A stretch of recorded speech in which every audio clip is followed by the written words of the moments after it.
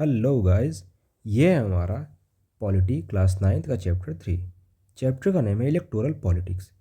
अब ये chapter start होता है बहुत ही एक बेसिक क्वेश्चन से। क्या है question? Why elections are necessary in a democracy. Question ये है कि चुनाव क्यों इम्पोर्टेंट है, उसकी ज़रूरत क्या है डेमोक्रेसी में, प्रजातंत्र में चुनाव की क्या ज़रूरत है। बहुत ही बेसिक टर्म में आप समझ सकते हो कि प्रजातंत्र का मतलब ही क्या है कि जहाँ पे प्रजा का रूल हो। राजा कोई वैसा ऐसा राजा नहीं हो जैसे पहले के ज़माना में होता है। तो प्रजा कैसे रूल करेगा? अपने रिप्रेजेंटेटिव को भेज के। तो रिप्रेजेंटेटिव का होता क्या है, उसमें चुनाव होता है ना। यहाँ पे आप देख सकते हो, election are a mechanism through which people choose their representative. Election के थ्रू क्या करते हैं हम? अपने रिप्रेजेंटेटिव को, जो हमारे लीडर होंगे, जो हमारे कंट्री को, स्टेट को लीड करेंगे, है ना, तो उनकी चुनाव करते हैं हम, है ना। तो इस वजह से इलेक्शन का इम्पोर्टेंस है। In a democracy people rule indirectly not directly through elected representative. Indirectly कैसे हम रूल करते हैं? क्योंकि पीपल डायरेक्ट रूल नहीं कर रहे हैं हमारी डेमोक्रेसी में, है ना। उसमें हम रिप्रेजेंटेटिव को चुन के भेजते हैं, तो वो रूल कर रहे होते हैं हमारे ऊपर। तो ये कैसा है? इनडायरेक्ट रूल है पीपल का, है ना। अब यहीं पे नेक्स्ट पॉइंट है, election ensure that rulers are accountable to people. जो रूलर, जो रिप्रेजेंटेटिव को हम चुन के भेजते हैं, वो जवाबदेही उनकी किसके प्रति होती है? पब्लिक के प्रति, जनता के प्रति, लोगों के प्रति, है ना।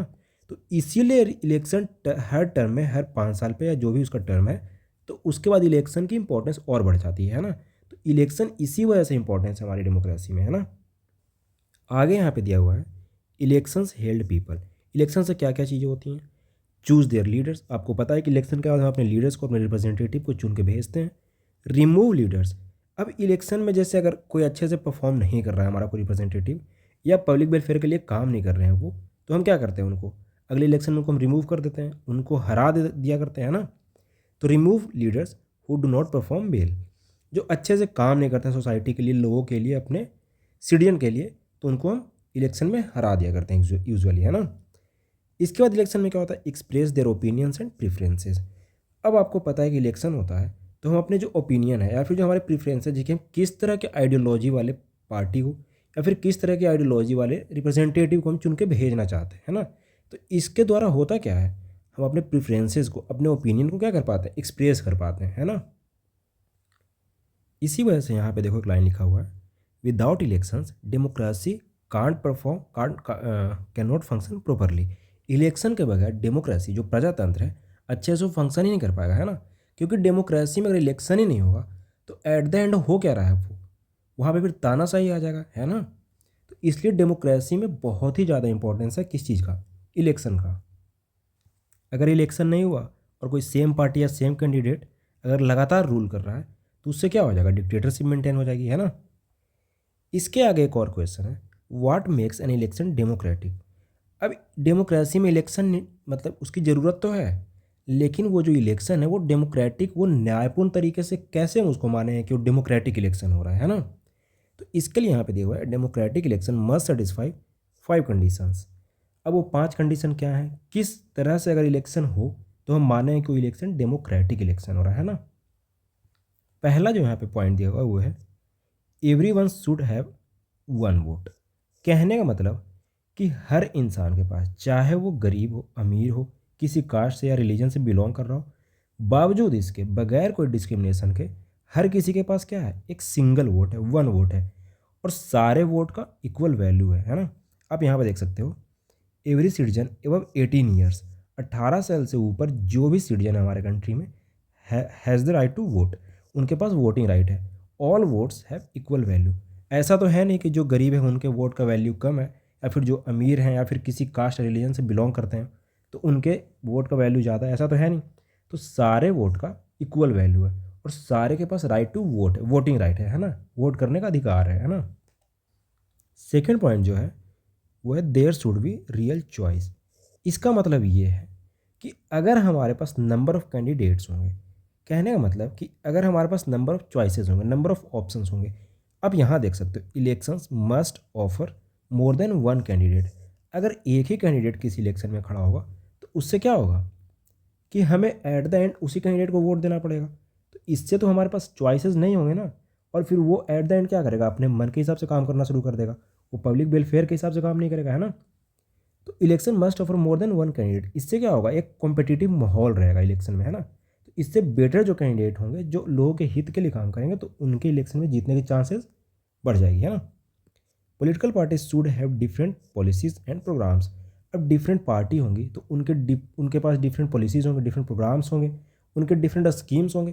तो इससे क्या है ना कि एट द एंड पब्लिक के पास चॉइसेस आएंगे। तो इससे क्या होगा, कंपटीशन जब बढ़िया होगा, कंपटीशन में डिफरेंट कैंडिडेट होंगे तो बेटर जो बेस्ट इनफैक्ट जो होंगे वो चुन के आएंगे हमारे पास, है ना।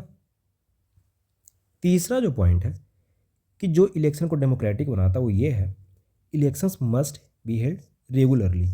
अब आप एक बात समझो कि इलेक्शन हो रहा हो, चलो मान लीजिए कि किसी एक डेट पे, किसी फिक्स डेट पे, मान लीजिए एक स्टेट का वो है और इस डेट पे अगर इलेक्शन हुआ हो, इसके बाद मतलब बहुत 10 साल 12 साल 15 साल तक के लिए मतलब इलेक्शन ना हो रहा हो, तो इससे भी क्या होगा, वो जो कैंडिडेट चुन के हम भेजे हैं वो एट द एंड फिर क्या करना शुरू कर देगा, अपने हिसाब से, अपने मनमानी के मतलब मन के हिसाब से काम करना शुरू कर देगा। तो इससे भी तो इलेक्शन डेमोक्रेटिक या फिर कंट्री हमारे डेमोक्रेटिक वे में फंक्शन नहीं कर पाएगी ना। तो इसी वजह से election are held after a fixed term, मतलब एक खास टाइम पीरियड के बाद रेगुलर वे में इलेक्शन होने ही चाहिए इन इंडिया एवरी 5 ईयर्स। मतलब इंडिया में आपको पता है कि लोकसभा या फिर विधानसभा जो स्टेट लेजिस्लेटिव असेंबली होते हैं, तो इनके इलेक्शन का टर्म क्या है, कितने साल के बाद इलेक्शन इनका भी मतलब हम करवाते हैं इलेक्शन, वो टाइम है 5 साल। This ensures representative remain accountable. अब इसी वजह से अगर इलेक्शन होगा तो उनको पता है कि एट द एंड जाके लोगों के बीच में उनको बताना है कि वो कैसा काम कर रहे हैं, उनकी पॉलिसीज़ क्या है। तो इसलिए फिर वो पब्लिक के मतलब प्रति अकाउंटेबल रहते हैं, जवाबदेही उनकी बनी रहती है ना। जो फोर्थ पॉइंट है जो हमारे इलेक्शन को डेमोक्रेटिक बनाता है, हमारे इलेक्शन को और बेहतरीन बनाता है, वो है फ्री एंड फेयर इलेक्शन। कहने मतलब voters can vote without fear और प्रेशर। अब आपको पता है कि किसी एक पार्टी के लिए या फिर किसी कैंडिडेट का अगर प्रेशर होगा किसी मतलब सिटीजन के ऊपर, तो इससे क्या होगा, उनका वोट जो डेविएट हो जाएगा। अगर मान लीजिए वोट देना चाह रहा है एक्स को और जो वाई कैंडिडेट हैं वो अगर प्रेशर बना रहे हैं या फिर पैसे दे रहे हैं उन्हें किसी भी चीज़ के लिए हिसाब से, तो इससे क्या होगा, उनका वोट डेविएट होगा। तो ये तो अच्छी बात नहीं है ना हमारे कंट्री के लिए। कहने का मतलब कि ये फेयर इलेक्शन नहीं होगा यहाँ पे, है ना। यहाँ आप देख सकते हो no misuse of money, money का, पैसे का कोई मिस यूज नहीं होना चाहिए। आपको पता है कि हमारे कंट्री में इलेक्शन के एक दिन या एक वीक पहले पैसों की बंटवारा कर दी जाती है कि मतलब लोग उनके पार्टी को या फिर उस कैंडिडेट को वोट दें। No misuse of money, power और गवर्नमेंट मशीनरी। कहने का मतलब कि अगर ये सब चीज़ें आप फॉलो कर रहे हो तो हमारा इलेक्शन क्या होगा, फ्री एंड फेयर होगा। तो इससे इलेक्शन और सॉलिडिफाई होगा और डेमोक्रेटिक होगा इनफैक्ट, है ना। फिफ्थ पॉइंट है people's choice should decide the outcome. अब जो मतलब हम अगर किसी कैंडिडेट को वोट दे के जितवा रहे हैं, है ना, तो उसी कैंडिडेट को जीत के जाना भी चाहिए। अब यहाँ देख सकते हो the candidate with the highest number of votes wins. कहने का मतलब कि अब ऐसा ना हो कि हम वोट दे रहे हैं एक्स को और कुछ बीच में वैसी धांधली या फिर कुछ ऐसी बात हो जिसके द्वारा वाई को जिता के भेज दिया जाए, तो ये भी तो अच्छी बात नहीं है। तो एट द एंड ये जो 4-5 जो पॉइंट्स है, इस वजह से होता क्या है, इन सब चीज़ की वजह से हमारा इलेक्शन और सॉलिडिफाई होता है और डेमोक्रेटिक होता है इनफैक्ट, है ना। तो ये सारे थे what makes an election democratic. आगे जो हमारा टॉपिक है वो है पॉलिटिकल कंपटीशन। आप इस टॉपिक के नाम से ही समझ सकते हो, कंपटीशन। कंपटीशन कहने का मतलब क्या है कि डिफरेंट पॉलिटिकल पार्टियाँ जो डिफरेंट कैंडिडेट्स हैं वो आपस में कॉम्पीट करते हैं, किस काम के लिए, इलेक्शन जीतने के लिए। आप यहाँ पे देख सकते हो political competition means different political parties and candidates compete to win election. अब वो अपना स्कीम बताते हैं, अपनी पॉलिसीज़ बताते हैं, अपने प्रोग्राम्स बताते हैं, अपनी जो उनकी बातें वो पब्लिक के बीच में जाकर रखते हैं और फिर उनके बीच में क्या होता है, इलेक्शन एक वे ऑफ कंपटीशन ही तो है इनडायरेक्टली, है ना। तो इससे क्या होता है, जिस कैंडिडेट को सबसे ज़्यादा वोट पड़ता है वो कैंडिडेट जीत जाता है ना। तो ये है पॉलिटिकल कंपटीशन। इसके आगे जो टॉपिक है अब यहाँ पे देख सकते हो, यहाँ पे दिया हुआ है मेरिट्स ऑफ पॉलिटिकल कंपटीशन। अब जो कंपटीशन होता है इलेक्शन के टाइम पे उसके क्या फ़ायदे हैं। पहला इसका फ़ायदा है encourage leaders to work hard, serve people in better way, be responsive to public need. अब आप समझो कि कंपटीशन होगा, डिफरेंट पॉलिटिकल पार्टीज़ होंगे या फिर डिफरेंट कैंडिडेट्स होंगे, तो हर कैंडिडेट को ये लगेगा कि हम ज़्यादा मेहनत करें या फिर हम ज़्यादा अच्छे स्कीम्स लाएं, ज़्यादा अच्छी पॉलिसी बनाएं। इससे मतलब एट द एंड फ़ायदा होना है कैंडिडेट को ही, जीत के वही जाएंगे। लेकिन इससे इनडायरेक्टली फ़ायदा किसको हो रहा है?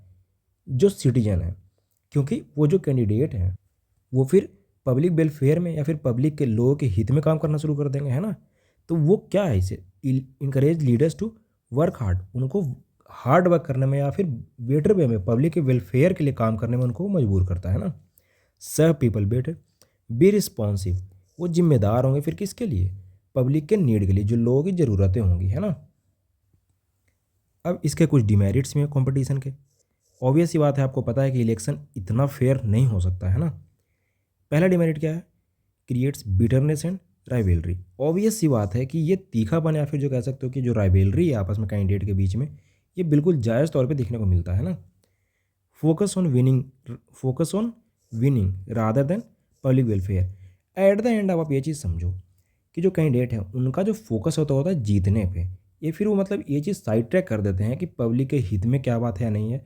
अब जो भी मीन्स वो अपनाए, चाहे वो पैसा मतलब वो ज़्यादा इन्वेस्ट करना शुरू कर दें, खर्च करना शुरू कर दें, या फिर वो मसल्स पावर दिखाना शुरू कर दें, तो उनका जो फोकस है वो पब्लिक वेलफेयर से लाइक डेविएट होके अपने जीतने पे आ जाता है ना। यूज़ ऑफ अनफेयर मीन्स, है ना। तो वो कभी कभार अनफेयर मीन्स का भी यूज करते हैं। आप ये कई एग्जांपल लाइक न्यूज़ में आप देख सकते हो, सुनते भी होगे आप, है ना। एक टर्म यूज़ किया जाता है क्रिमिनलाइजेशन ऑफ पॉलिटिक्स।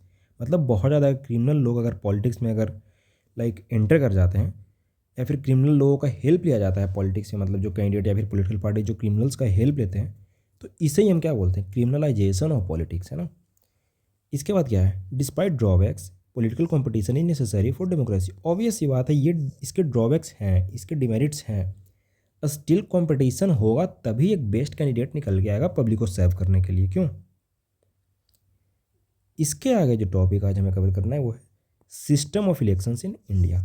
अब इलेक्शन में कुछ कुछ ये टर्म दिए हुए हैं यहाँ पे, किस तरह से लाइक इलेक्शन के कॉन्स्टिट्यूएंसी डिफाइंड किए जाते हैं, कैसे वोटिंग होता है, कैसे नॉमिनेशन होता है, फिर जो पॉलिटिकल पार्टी या कैंडिडेट हो कैसे अपने इलेक्शन चुनाव का जो कैंपेन है वो करते हैं ना। पहला यहाँ पे एक टर्म दिया हुआ कॉन्स्टिट्यूएंसी। अब ये समझो, पहले आप ये समझो कॉन्स्टिट्यूएंसी का हिंदी मतलब क्या है। कॉन्स्टिट्यूएंसी का मतलब होता है हिंदी में, जो इसका टिपिकल हिंदी मतलब वो है मतदान क्षेत्र, है ना, या कह सकते हो निर्वाचन क्षेत्र। अब यहाँ समझो, India is divided into electoral constituency. कहने का मतलब आप ध्यान से समझना, मान लीजिए ये इंडिया है ना। अब इंडिया को कई पार्ट्स में डिवाइड कर दिया गया, कई कॉन्स्टिट्यूएंसी में, कई ब्लॉक में आप कह सकते हो कि डिवाइड कर दिया गया है। वो जो एक एक ब्लॉक, जैसे ये ब्लॉक है तो यहाँ से अगर एक्स कैंडिडेट चुन के गया, यहाँ से वाई गया, यहाँ से जी गया, जेड गया, तो ये सारे क्या हैं? पॉपुलेशन के हिसाब से, जनसंख्या के हिसाब से पूरे कंट्री को कॉन्स्टिट्यूएंसी में, या समझ सकते हो कि एक खास डिफाइंड एरिया में बांट दिया गया हो, डिवाइड कर दिया गया हो, है ना। क्यों डिवाइड किया गया हो? अब एक ही जगह से चार तो आएंगे नहीं, एक जगह से एक ही कैंडिडेट जीत के आएंगे, है ना। तो और ये जो बंटवारा हुआ है पूरे इंडिया का, कॉन्स्टिट्यूएंसी जो है उसका जो बंटवारा हुआ है किस बेसिस पे हुआ है? पॉपुलेशन के बेसिस पे, जनसंख्या के आधार पे। क्यों? क्योंकि आप एक चीज़ समझो कि कोई कॉन्स्टिट्यूएंसी है, वहाँ पे अगर 10,000 लाइक सिटीजन हैं और किसी कॉन्स्टिट्यूएंसी में 25,000 है, तो ये तो अनफेयर हो जाएगा ना। तो इसीलिए लाइक रफली एक इक्वल जो पॉपुलेशन है या फिर बराबर जनसंख्या को मतलब दिमाग में रखते हुए एक ऐसा बांटा गया है कि हर कंस्टिट्यूएंसी का रफली मतलब सेम पॉपुलेशन हो, और इसी हिसाब से पूरे इंडिया को डिवाइड किया गया है, और हर कंस्टिट्यूएंसी से एक एक कैंडिडेट जीत के आते हैं हमारे कंट्री में, है ना। India is divide into electoral constituency. तो कॉन्स्टिट्यूएंसी एग्जैक्टली यही है, पूरे इंडिया को पॉपुलेशन के हिसाब से डिवाइड कर दिया गया हो, ताकि हर कॉन्स्टिट्यूएंसी से एक एक कैंडिडेट जीत के आए हमारे पास, है ना। यहाँ देखो दूसरा पॉइंट लिखा हुआ है, each constituency elects one representative. सारे कॉन्स्टिट्यूएंसी को एक रिप्रेजेंटेटिव वही रिप्रेजेंट करते हैं। रिप्रेजेंट किसे करते हैं? वहाँ के पॉपुलेशन को। अब यहाँ है टाइप ऑफ कॉन्स्टिट्यूएंसी। कॉन्स्टिट्यूएंसी कितने प्रकार के होते हैं? लोकसभा कॉन्स्टिट्यूएंसी जो पूरे इंडिया का बंटवारा है। असेंबली कॉन्स्टिट्यूएंसी, असेंबली कॉन्स्टिट्यूएंसी कहने का मतलब, अब देखो जो नेशनल लेवल का जो जनरल इलेक्शन होता है उसे उसमें क्या है, इंडिया का डिवीज़न हुआ है कॉन्स्टिट्यूएंसी में। जो स्टेट के असेंबली का जो इलेक्शन होता है, तो उसमें जो स्टेट्स हैं सारे, उससे भी कॉन्स्टिट्यूएंसी में डिवाइड कर दिया गया है ना। वो भी पॉपुलेशन के बेस पे ही है। तीसरा क्या है, रिजर्व्ड कॉन्स्टिट्यूएंसी। अब ये चीज़ समझो, जो अंडर प्रिविलेज जो लोग हैं, जो अंडर प्रिविलेज जो सिटीजन है, कहने का मतलब जो schedule caste, schedule tribes, in fact women, तो इनके लिए क्या है, कुछ कंस्टिट्यूएंसी को, कुछ जो अब जो मैं आपको बताया जो ब्लॉक्स हैं, different type of block, block मतलब वो एग्जैक्ट ब्लॉक नहीं, ये जो डिवीज़न है मैं उसकी बात कर रहा हूँ। तो कुछ ऐसे जो कॉन्स्टिट्यूएंसी है उनको रिजर्व कर दिया गया है शेड्यूल कास्ट के लिए, शेड्यूल ट्राइब्स के लिए, ताकि उस जगह से केवल वही चुनाव लड़ सकें। तो इससे क्या है, उनको एक फ़ायदा मिलेगा। किस में फ़ायदा मिलेगा कि उनकी जो बातें हैं लाइक एजुकेशन के लिए, हेल्थ के लिए, तो वो अपने वॉइस को लाइक लाइक बोल्ड वे में वो रिप्रेजेंट कर पाएंगे अपने पूरे सिटीजन को, है ना। अब ऐसे क्या है कि वो लाइक एक तो पहले ही अंडर प्रिविलेज्ड हैं, फिर उनके लाइक कैंडिडेट अगर चुन के नहीं जा रहे हैं लोकसभा में या फिर स्टेट असेंबली में, तो इससे क्या है, उनके आवाज़ को बहुत ज़्यादा लाइक वो बोल्डली कोई सुन नहीं पाता है ना। इसी वजह से हमारा एक प्रोविज़न है हमारे कॉन्स्टिट्यूशन में कि कई कॉन्स्टिट्यूंसी को रिजर्व कर दिया जाए, लाइक उस पर सिर्फ एक खास कम्युनिटी या फिर खास खास कास्ट, आपको मैं समझाया शेड्यूल कास्ट, शेड्यूल ट्राइब, तो उनके लिए वो रिजर्व कर दिया जाए ताकि वहाँ से केवल वही चुनाव लड़ सकें, है ना। इसके बाद आप यहाँ देख सकते हो seats are reserve for scheduled caste के लिए जो लोकसभा में रिजर्व सीट्स है वो कितने हैं, 84, और शेड्यूल्ड ट्राइब के लिए 47। तो ये चीज़ आपको याद रखनी है। हालांकि ये 9th के एग्ज़ाम में इतना लाइक बहुत इंपॉर्टेंट क्वेश्चन पॉइंट नहीं होगा, लेकिन आपको एक रफली याद रखना है कि कितने सीट रिजर्व हैं उनके लिए, है ना। अब इसका पर्पज़ क्या है, ensure representation of weaker section. आपको मैं बता दिया ऑलरेडी कि जो वीकर सेक्शन है उनका रिप्रेजेंटेशन या फिर उनके वॉइस को और वर्ल्ड वे में कंट्री के सामने रख पाएंगे वो लोग, है ना। वो अपने प्रॉब्लम्स को बताएंगे, तो इससे उनके प्रॉब्लम का बहुत ईजी और फास्टर वे में सोल्यूशन निकलेगा उनके लिए, है ना। इसके आगे एक टर्म है वोटर लिस्ट। आप नाम से ही समझ सकते हो कि ये वोटर लिस्ट क्या है। लिस्ट ऑफ वोटर्स, जो वोट करने योग्य हैं, जो वोट कर सकते हैं, उनकी एक लिस्ट है। तो वोट कौन कर सकते हैं हमारे कंट्री में, जो इंडिया के सिटीजन होंगे और जिनकी एज 18 या उससे ऊपर हो, जो 18 ईयर्स एंड एबव हो। आप यहाँ पर देख सकते हो a list of eligible voters is called electoral roll. वही है वोटर लिस्ट या इलेक्टोरल रोल। तो कौन है ये वोटर्स, हो कौन सकते हैं, आप ये चीज़ समझो। Condition to be a voter, citizen of India, India के सिटीजन। ऑब्वियस सी बात है कि नेपाल के लोग तो इंडिया में आकर वोटिंग करेंगे नहीं, कौन करेंगे, जो इंडिया का सिटीजन है। और उसमें सारे लाइक बच्चों को इतना ज्ञान नहीं होता है कौन पॉलिटिकल पार्टी या कौन कैंडिडेट उनके लिए अच्छा है, तो इसके लिए एक खास कंडीशन और बनाया गया है, जिनकी एज 18 साल या उससे ऊपर की हो। तो ये कंडीशन है to be a voter in India. Government updates the voter list regularly. अब ये जो वोटर लिस्ट है इसमें कई लोग इंक्लूड किया जाता है, कई लोग एक्सक्लूड किया जाता है इनफैक्ट। तो जो वोटर लिस्ट है उसको अपडेट किया जाता है टाइम बाय टाइम, है ना। तो ये हमारा वोटर लिस्ट। इसके आगे कुछ और टॉपिक्स हमें कवर करने हैं, जैसे nomination of candidates, election campaign, और भी कुछ टॉपिक हैं, what makes election in India democratic. तो ये सारी चीज़ें हमें और कवर करनी है ना। तो ये सारे टॉपिक्स हम नेक्स्ट वीडियो में कवर करेंगे। सो आज के लिए इतना ही। Thank you so much. Do like, subscribe and share this videos as well.